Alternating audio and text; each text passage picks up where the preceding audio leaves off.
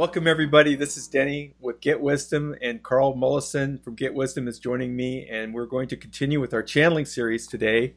And today Karl is going to channel Zecharia Sitchin, who's a pretty famous author. He's written many books about the ancient Sumerian culture, the cuneiform tablets, and you will have seen an introduction at the beginning of this video. If you have not heard of this guy, that little introduction will set the scene for us and the questions that we have today. So I have 9 questions, and he was an instrumental fellow, came along at probably just the right time to introduce a whole generation of people, many of them in the New Age movement, to the whole idea of the ancient astronaut theories that have promulgated since then with other researchers and truth tellers out there, some who've used Zechariah's information from his books, and some who have done parallel work.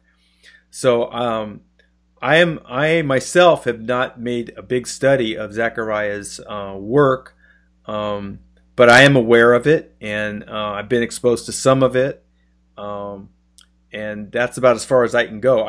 I feel like I was kind of blessed last night, because I've read both the pro Zecharia Sitchin material and the detractors, and I thought I was going to be in for a long night of research to prepare the questions, and I sat down and listened to about 3 or 4 minutes of a video by Michael Heiser, who's a detractor, and the questions just spilled forth, and I think they came out pretty good.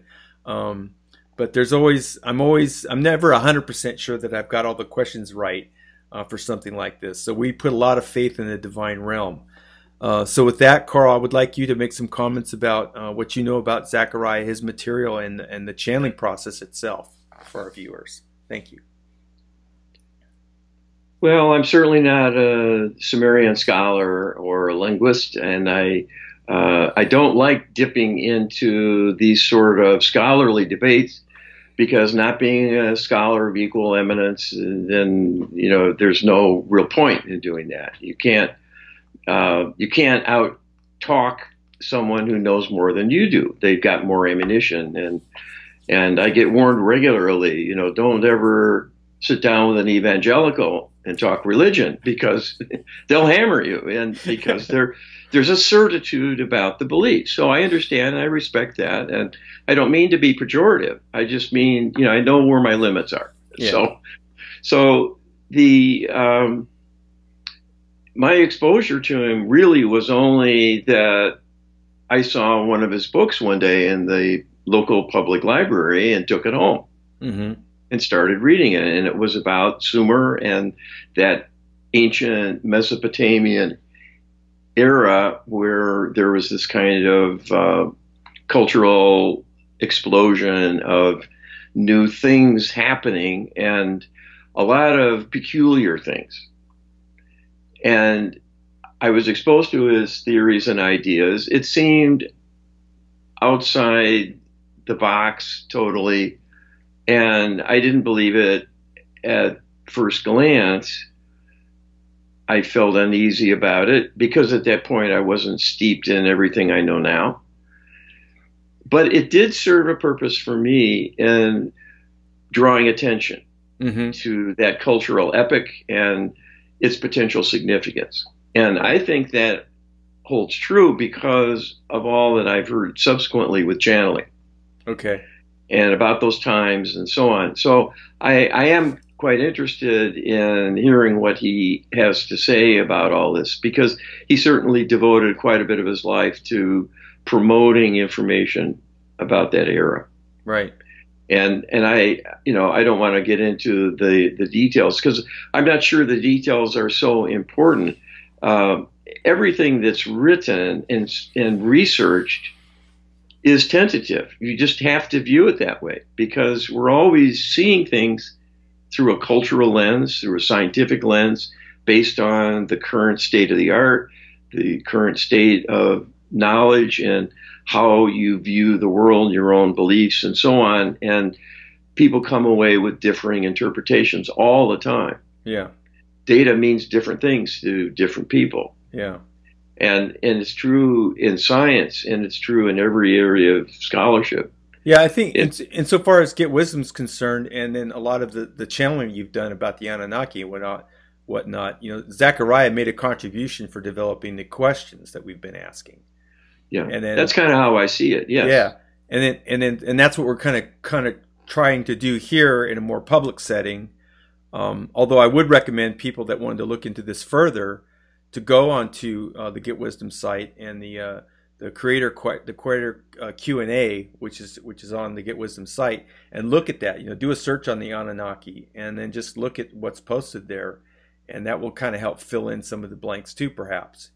From the answers, the questions that we posed and the answers we got about on that subject, specifically using that search term. I think Anunnaki would probably be the most productive. Yeah, but so I think, like in all things, one has to be careful to not make judgments and indictments based on perceived errors and misinterpretations and so on, because that's a human failing, and it doesn't mean the person isn't onto something. And what drew me to him and his work is this strong sense that he knew there was something really important about it. And I think that's probably intuitive. And this is what separates the people who are tapped in spiritually from those who aren't. The people who are intuitive can get knowings about things that are accurate, but they can't tell you why they're accurate. They just know that they're so. Mm-hmm. This happens to me all the time. And, it sounds like ego, it sounds like arrogance to make such a statement. But I know that's what it is, because it's how intuition works. And it is what can empower the light being so. Because they know how to navigate, because they have knowings constantly in kind of thinking and checking in about reality, and they understand how to do it. Mm-hmm. And they don't think about the details. They just know. And that is the hallmark of an intuitive insight. It comes in all of a piece. It tells you what you need to know at the moment about it. Right. And not have to go and get little bitty pieces and then piece it all together. You just kind of know. Right. And this is the kind of thing you can get intuitively that, completely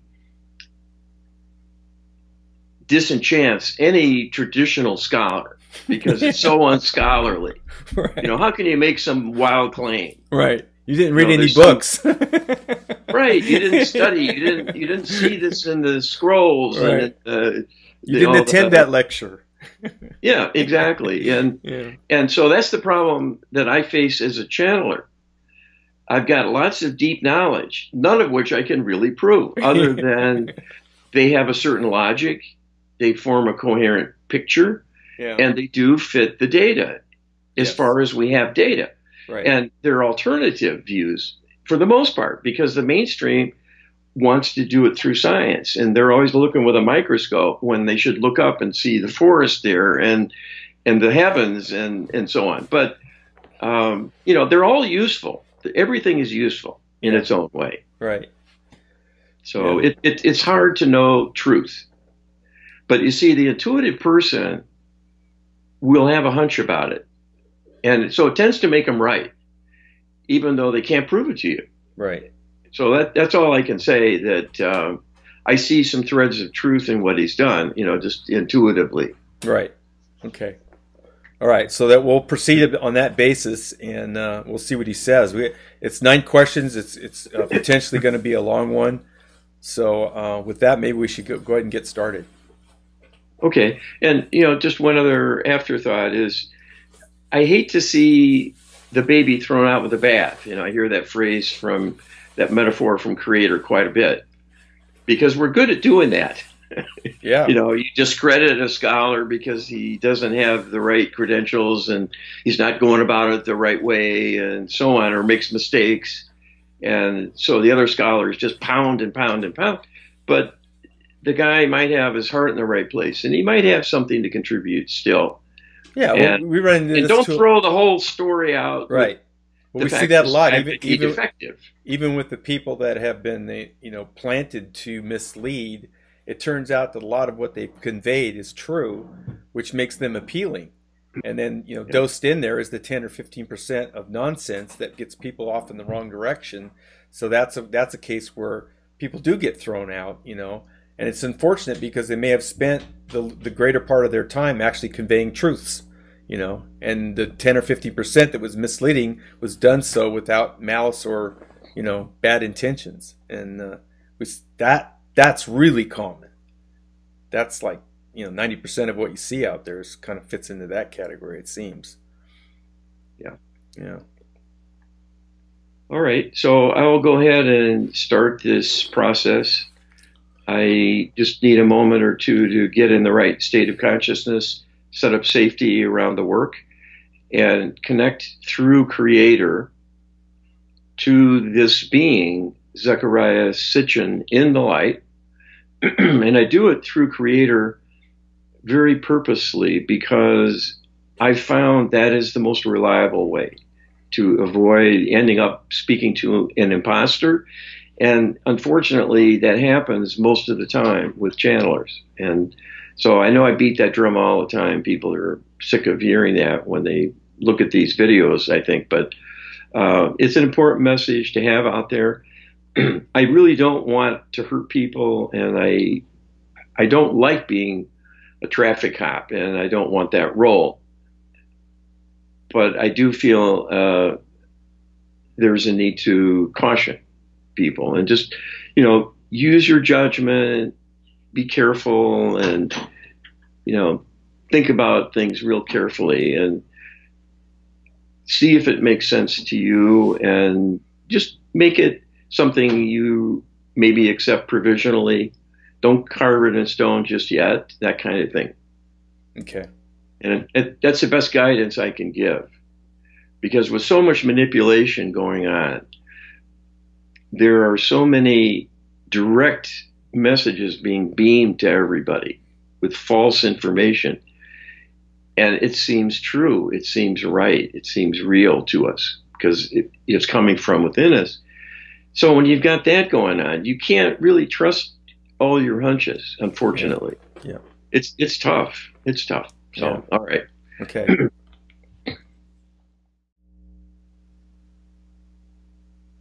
This is Zecharia Sitchin speaking. Thank you for joining us. What was your life mission on Earth, and was that mission subverted? If so, how was it subverted?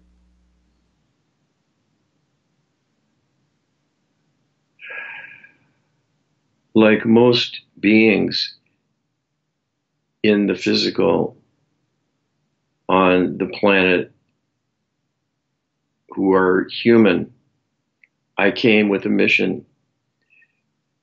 These days, in particular, it is mostly one of trying to help the light keep humanity afloat.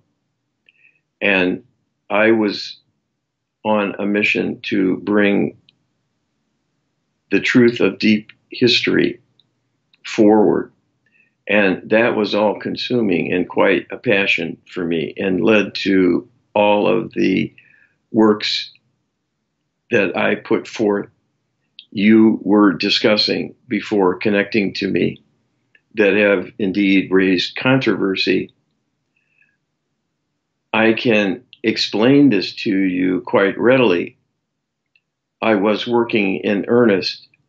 I was flawed. I was imperfect. My credentials were not as solid as many who undertake those types of ethnic and archaeological explorations and reinterpretations of ruins, relics, and ancient writings.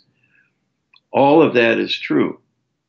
My scholarship was spotty at best. And there were two influences going on in parallel. The first was a spiritual connection to the divine. And this everyone has to varying degrees. It is always under threat and many forces work to subjugate people and to limit their connection. I was being assisted with knowings, with information imparted to me by the divine to awaken me to possibilities and, in a sense, reward me with a pat on the back, so to speak, when I was on the right track. And so I would have an idea, merely a possibility of something, and I would have a strong reinforcement from within. There's something to this. And I would pursue it further and come up with an explanation, many times little more than a theory. And in order to make the story compelling, did embellish a bit to make it as though all of what I was saying was supported by scholarly exploration and deep study and inspection, and with due regard to the limits of language and translations and so on. This is what got me into trouble and is still traceable today, and casts my work in a bad light and makes it fair game for skeptics and critics alike. The problem was my scholarship was less powerful than my divine inspiration. And that always leaves people at a disadvantage because it is facts the world wants to hear.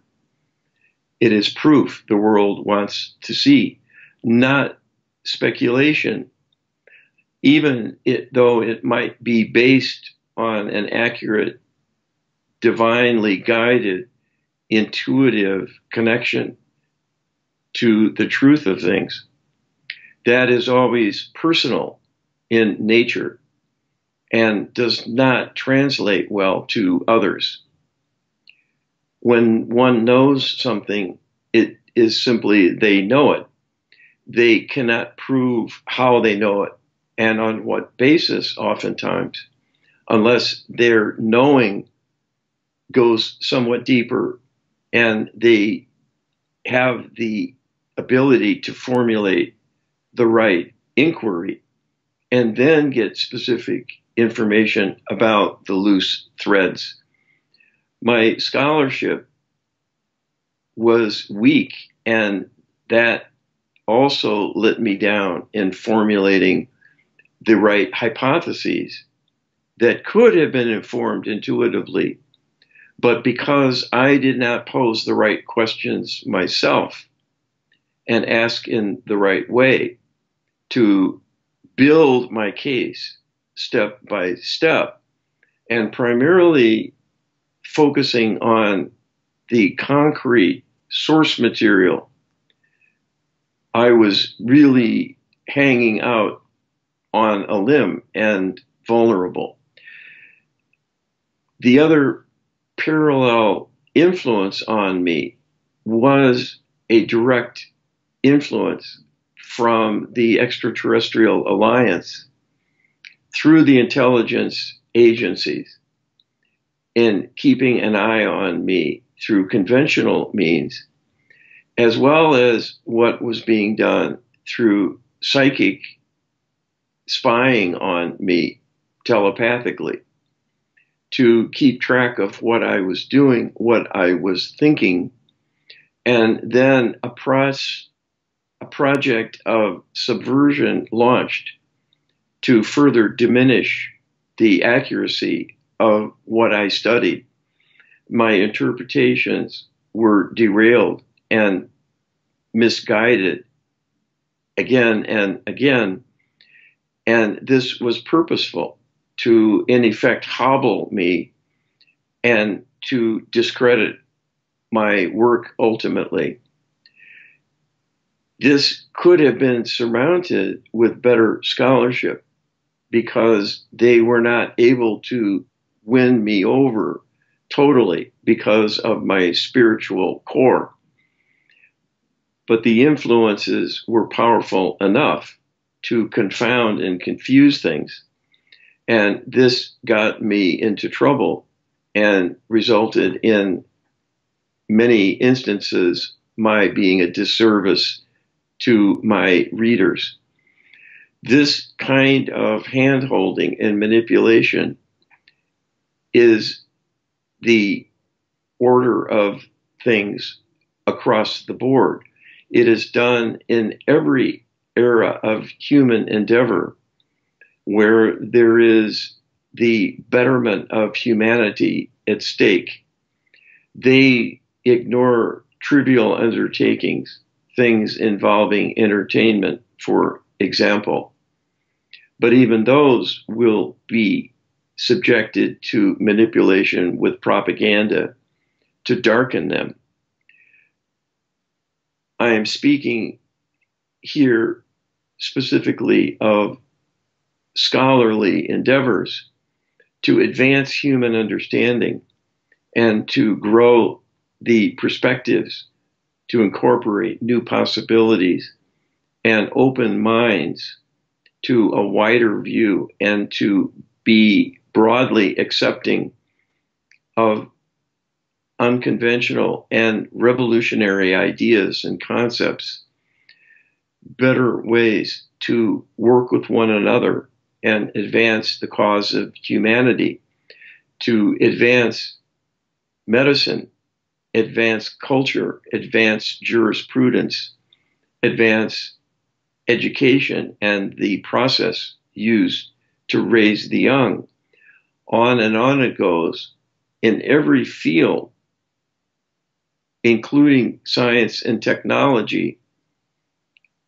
Many workers are manipulated, both to discourage them from going down paths that would inevitably be productive and rewarding, and then to encourage others to embrace a seemingly promising perspective that will prove to be a dead end. This is how they keep the wheels turning, but they're on ice and they spin and there is no forward progress. So this is what the backdrop was behind my eventual work as a whole. It was the tension between these two influences and what I brought to the party, so to speak, with the limited preparation, which was not a match to my interest, my passion, and my zeal. Okay, thank you. This next question is going to be probably elicit very similar answers, and so some redundancy may occur, so I apologize for that. But I do want to ask it just in case there's some other aspects of this that you'd like to address. You were criticized for your lack of knowledge regarding the ancient Semitic languages and the license you took in assigning meaning to words. Where did this alleged lack of knowledge compromise your work? Was there non-academic source for your truth claims? And was there anything that was not properly explained when it came to Nibiru and the Anunnaki race or the Anunnaki individual players?